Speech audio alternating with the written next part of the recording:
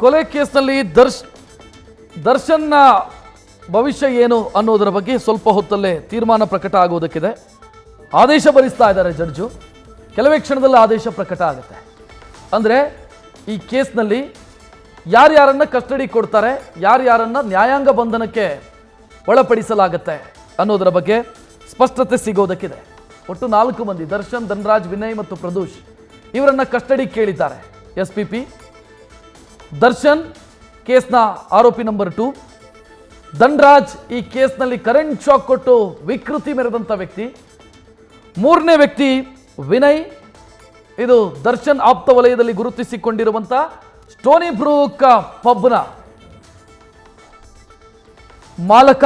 ಅದರ ಜೊತೆಗೆ ಪ್ರದೂಷ್ ದರ್ಶನ್ ಆಪ್ತ ವಲಯದಲ್ಲಿ ಗುರುತಿಸಿಕೊಂಡಂಥ ವ್ಯಕ್ತಿ ಮತ್ತು ದುಡ್ಡಿನ ವ್ಯವಹಾರಗಳನ್ನು ಮಾಡಿದಂಥ, ಅಂದರೆ ಸತ್ತ ಬಳಿಕ ರೇಣುಕಾಸ್ವಾಮಿ ಸತ್ತು ಹೋದ ನಂತರ ಮೃತದೇಹವನ್ನು ವಿಲೇವಾರಿ ಮಾಡೋದಕ್ಕೆ ಜನ ಸೆಟ್ ಮಾಡಿರೋದು, ಸರೆಂಡರ್ ಆಗೋದಕ್ಕೆ ಜನ ಸೆಟ್ ಮಾಡಿರೋದು ಮತ್ತು ಕಂಪ್ಲೀಟ್ ಆಗಿ ವಿಲೇವಾರಿ ಪ್ಲ್ಯಾನು, ಮೃತದೇಹದ ವಿಲೇವಾರಿ ಪ್ಲ್ಯಾನ್ ಮಾಡಿದಂಥದ್ದು ಅದು ಪ್ರದೂಷ್. ಸೊ ಒಟ್ಟು 4 ಜನರನ್ನ ಸದ್ಯ ಕಸ್ಟಡಿಗೆ ಕೇಳಲಾಗ್ತಾ ಇದೆ.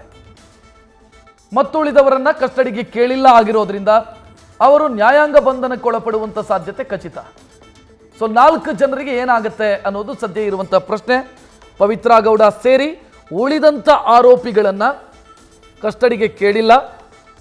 ಪ್ರಾಸಿಕ್ಯೂಷನ್ ಪರ ವಕೀಲರು ವಾದ ಮಂಡಿಸೋ ಸಂದರ್ಭದಲ್ಲಿ ಅವರನ್ನು ಕಸ್ಟಡಿ ಕೇಳಿಲ್ಲ. ಕಸ್ಟಡಿ ಕೇಳಿರೋದು 4 ಜನರನ್ನ. ಆ 4 ಜನರನ್ನ ಕಸ್ಟಡಿಗೆ ಕೊಡಲಾಗತ್ತಾ ಇಲ್ವಾ ಅನ್ನೋ ಪ್ರಶ್ನೆ. ಆ ಪ್ರಶ್ನೆಗೆ ಉತ್ತರ ಸ್ವಲ್ಪ ಹೊತ್ತಲ್ಲೇ ಸಿಗೋದಕ್ಕಿದೆ. Prasanna Kumar SPP special public prosecutor ಈ ಕೇಸ್ನಲ್ಲಿ ಅವರು ವಾದ ಮಾಡೋ ಸಂದರ್ಭದಲ್ಲಿ ಕಾರಣ ಕೊಡ್ತಾರೆ. ಈ 4 ಜನ ಯಾಕೆ ಬೇಕು ಕಸ್ಟಡಿಗೆ ಅನ್ನೋದಕ್ಕೆ ಕಾರಣ ಕೊಡ್ತಾರೆ. ಆ ಕಾರಣ ಅಂತಂದರೆ ಹೆಚ್ಚಿನ ವಿಚಾರಣೆ 1. 2ನೇದು ಮೊಬೈಲು. ಆರೋಪಿ ಬಳಸಿರುವಂಥ ಮೊಬೈಲು ಇನ್ನೂ ಕೂಡ ಸಿಕ್ಕಿಲ್ಲ. ಅಂದರೆ ಕಿಡ್ನ್ಯಾಪ್ ಕೇಸ್ನ ಪ್ರಮುಖ ಆರೋಪಿ ರಘು ಈತ ಬಳಸಿರುವಂಥ ಮೊಬೈಲು ಮತ್ತು ವಿಕ್ಟಿಮ್ ಅಂದರೆ ಕೊಲೆಯಾದಂಥ ವ್ಯಕ್ತಿ ರೇಣುಕಾಸ್ವಾಮಿ ಇವರು ಬಳಸ್ತಾ ಇದ್ದಂಥ ಮೊಬೈಲು, ಈ 2 ಮೊಬೈಲುಗಳು ಕೂಡ ಸಿಕ್ಕಿಲ್ಲ. ಆ ಮೊಬೈಲನ್ನು ರಿಕವರಿ ಮಾಡಬೇಕಾದಂಥ ಅಗತ್ಯ ಇದೆ. ಮತ್ತು ಇಡೀ ಕೇಸ್ನಲ್ಲಿ ಈ ಮೊಬೈಲು ಪ್ರಮುಖ ಸಾಕ್ಷಿಯಾಗತ್ತೆ. ಕಾರಣ ಒಂದು ಮಾತುಕತೆಯ ಕಾರಣಕ್ಕಾಗಿ, ಮತ್ತೊಂದು ಈತ ಏನು ಮೆಸೇಜ್ ಕಳಿಸಿದ್ದಾನೆ ಅನ್ನುವಂಥ ವಿಚಾರ ಏನಿದೆ ರೇಣುಕಾಸ್ವಾಮಿ ಮತ್ತು ರೇಣುಕಾಸ್ವಾಮಿಗೆ ಯಾರ್ಯಾರು ಫೋನ್ ಮಾಡಿದ್ರು ಇದೆಲ್ಲವೂ ಕೂಡ ಮಾಹಿತಿ ಸಿಗಬೇಕು ಅಂತಾದರೆ ಸೊ ಆ ಫೋನನ್ನು ರಿಕವರಿ ಮಾಡಬೇಕಾದಂಥ ಅಗತ್ಯ ಇದೆ ತನಿಖೆಯ ಸಂದರ್ಭದಲ್ಲಿ ಅಂತ ಕೇಳಿಕೊಂಡಿದ್ದಾರೆ. ಸೊ ಆ ಕಾರಣಕ್ಕಾಗಿ ಈಗ ಏನಾಗುತ್ತೆ ಅನ್ನೋದು ಸದ್ಯಕ್ಕಿರುವಂಥ ಕುತೂಹಲ. ಈ 4 ಜನರನ್ನು ಕಸ್ಟಡಿಗೆ ಕೊಡಲಾಗತ್ತಾ ಇಲ್ವಾ, ಕಸ್ಟಡಿಗಲ್ಲ ಅಥವಾ ಎಷ್ಟು ದಿನ ಕಸ್ಟಡಿ ಕೊಡಲಾಗುತ್ತೆ, ಕಸ್ಟಡಿಗಲ್ಲ ಅಂತಂದ್ರೆ ಜುಡಿಷಿಯಲ್ ಕಸ್ಟಡಿ. ಸೊ ಅದೊಂದು ಆಪ್ಷನ್ ಏನಾಗುತ್ತೆ ಅನ್ನುವಂಥ ಪ್ರಶ್ನೆ ಇದೆ.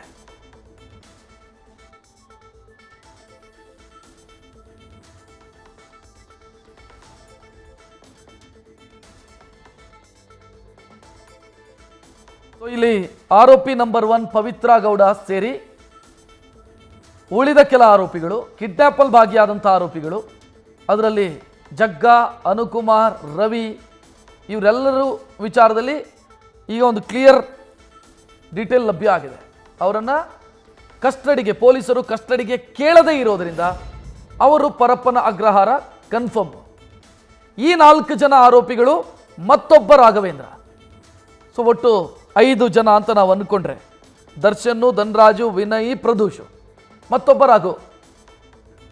ರಾಘು ಯಾರು ಅಂತಂದರೆ ಚಿತ್ರದುರ್ಗದ ದರ್ಶನ್ ಅಭಿಮಾನಿ ಸಂಘದ ಅಧ್ಯಕ್ಷ ಮತ್ತು ರೇಣುಕಾಸ್ವಾಮಿಯನ್ನು ಕಿಡ್ನ್ಯಾಪ್ ಮಾಡಿ ತೆಗೆದುಕೊಂಡು ಬಂದವನು, ಹೊಡೆದವನು, ಆನಂತರ ಮೃತದೇಹವನ್ನು ವಿಲೇವಾರಿ ಮಾಡೋದ್ರಲ್ಲೂ ಕೂಡ ಆತನ ಪಾತ್ರ ಇದೆ.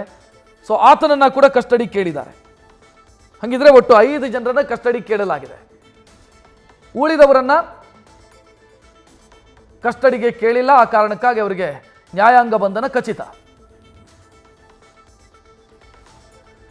ನ್ಯಾಯಾಧೀಶರು ಆದೇಶ ಭರಿಸ್ತಾ ಇದ್ದಾರೆ ಅನ್ನುವಂಥ ಡೀಟೇಲ್ ಕೂಡ ಈಗ ಲಭ್ಯ ಆಗ್ತಾ ಇರೋದು.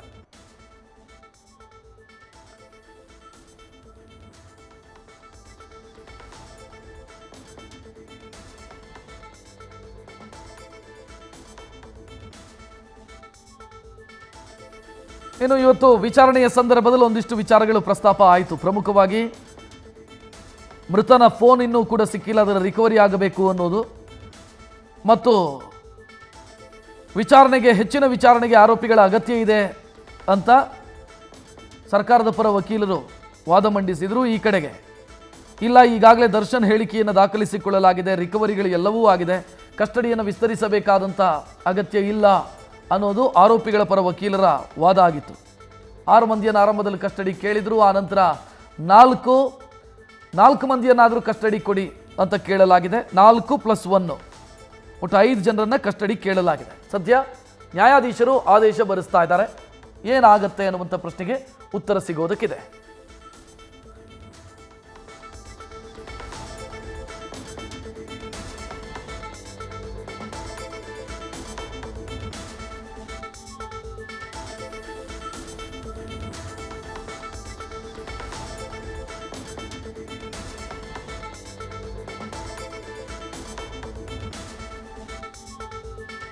ಈ ಕೇಸ್ನಲ್ಲಿ ಯಾರ್ಯಾರ ಪಾತ್ರ ಏನೇನು ಅನ್ನೋದಕ್ಕೆ ಪೊಲೀಸರಿಗೆ ಸ್ಪಷ್ಟವಾದಂಥ ತನಿಖೆಯ ಸಂದರ್ಭದಲ್ಲಿ ಸ್ಪಷ್ಟವಾದಂಥ ಡೀಟೇಲ್ ಸಿಕ್ಕಿದೆ. ಯಾರು ಏನು ಮಾಡಿದರು, ಯಾರ ಕಾರಣಕ್ಕಾಗಿ ಹತ್ಯೆ ಆಯಿತು, ಯಾವ ರೀತಿ ಹತ್ಯೆ ಆಯಿತು, ಯಾರ್ಯಾರು ಸೇರಿ ಹತ್ಯೆ ಮಾಡಿದರು, ಯಾರ್ಯಾರು ಸೇರಿ ಸಾಕ್ಷ್ಯನಾಶ ಮಾಡಿದರು, ಮತ್ತು ಕಿಡ್ನ್ಯಾಪ್ನಲ್ಲಿ ಭಾಗಿಯಾದಂಥ ಟೀಮ್ ಯಾವುದು, ಕಿಡ್ನ್ಯಾಪ್ನಲ್ಲಿ ಭಾಗಿಯಾದಂಥ ಟೀಮು ಹತ್ಯೆಯಲ್ಲೂ ಕೂಡ ಭಾಗಿಯಾಗಿದೆಯಾ, ಸೊ ಇದೆಲ್ಲದರ ಬಗ್ಗೆಯೂ ಕೂಡ ಪೊಲೀಸರು ಸ್ಪಷ್ಟತೆಯನ್ನು ಪಡ್ಕೊಂಡಿದ್ದಾರೆ. ವಿತ್ ಎವಿಡೆನ್ಸ್, ಸಾಕ್ಷ್ಯಾಧಾರಗಳ ಸಮೇತ ಸ್ಪಷ್ಟತೆಯನ್ನು ಪೊಲೀಸರು ಪಡ್ಕೊಂಡಾಗಿದೆ. ಈ ಕೇಸ್ನಲ್ಲಿ ದರ್ಶನ್ ಮತ್ತು ಆತನ ಪಟಾಲಂ ವಿರುದ್ಧ ದಾಖಲಾಗಿರುವಂಥ ಕೇಸುಗಳಿಗೆ ಪೂರಕವಾದಂಥ ದಾಖಲೆಗಳು ಕೂಡ ಸಿಗ್ತಾ ಇರೋದ್ರಿಂದ, ಅಥವಾ ಎವಿಡೆನ್ಸ್ಗಳು ಕೂಡ ಸ್ಪಷ್ಟವಾಗಿ ಸಿಗ್ತಾ ಇರೋ ಕಾರಣಕ್ಕಾಗಿ ದರ್ಶನ್ ವಿರುದ್ಧದ ಕಾನೂನಿನ ಉರುಳು ಬಿಗಿಯಾಗ್ತಾ ಇರೋದನ್ನು ಕೂಡ ನಾವು ಗಮನಿಸಬಹುದು. ಸದ್ಯ ಮತ್ತೆ ಕಸ್ಟಡಿ ಕೇಳಿದ್ದಾರೆ. ಒಂದು ವೇಳೆ ಕಸ್ಟಡಿಗೆ ಕೊಡದೇ ಇದ್ದರೆ ಜೇಸಿ ಕೊಡಬಹುದು, ಅಂದರೆ ಜುಡಿಷಿಯಲ್ ಕಸ್ಟಡಿ ಕೊಡಬಹುದು ಆರೋಪಿಗಳನ್ನು, ಎಲ್ಲರನ್ನ ಕೂಡ. ಆ ರೀತಿ ಏನಾದರೂ ಆದರೆ ಆ ನಂತರ ಇವರು ಬೇಲ್ ಅಪ್ಲಿಕೇಶನ್ ಮೂವ್ ಮಾಡ್ಕೊಳ್ತಾರೆ. ಅಂದರೆ ಆರೋಪಿಗಳ ಪರ ವಕೀಲರು ಜಾಮೀನು ಕೋರಿ ಅರ್ಜಿ ಸಲ್ಲಿಸಬಹುದು ಲೋವರ್ ಕೋರ್ಟಲ್ಲಿ. ಎಸ್, ಈಗೊಂದು ಅಪ್ಡೇಟ್ ಸಿಗ್ತಾ ಇದೆ. ದರ್ಶನ್ ಮತ್ತೆ ಪೊಲೀಸ್ ಕಸ್ಟಡಿಗೆ ಅನ್ನೋ ಅಪ್ಡೇಟ್ ಈಗ ಲಭ್ಯ ಆಗ್ತಾ ಇದೆ. ದರ್ಶನ್ ಅನ್ನ ಮತ್ತೆ ಪೊಲೀಸ್ ಕಸ್ಟಡಿಗೆ ಕೊಡಲಾಗಿದೆ ಅನ್ನೋ ಡೀಟೇಲ್ ಸಿಗ್ತಾ ಇದೆ. ಎಷ್ಟು ದಿನ, ದರ್ಶನ್ ಜೊತೆ ಯಾರೆಲ್ಲ, ಈ ಪ್ರಶ್ನೆಗೆ ಸ್ವಲ್ಪ ಹೊತ್ತಲ್ಲೇ ಉತ್ತರ ಸಿಗ್ತಾ ಇದೆ. 4 ಮಂದಿಯನ್ನ ಕೂಡ ಪೊಲೀಸ್ ಕಸ್ಟಡಿಗೆ ನೀಡಿ ಆದೇಶವನ್ನ ನೀಡಲಾಗಿದೆ, ಆದೇಶ ಹೊರಡಿಸಲಾಗಿದೆ.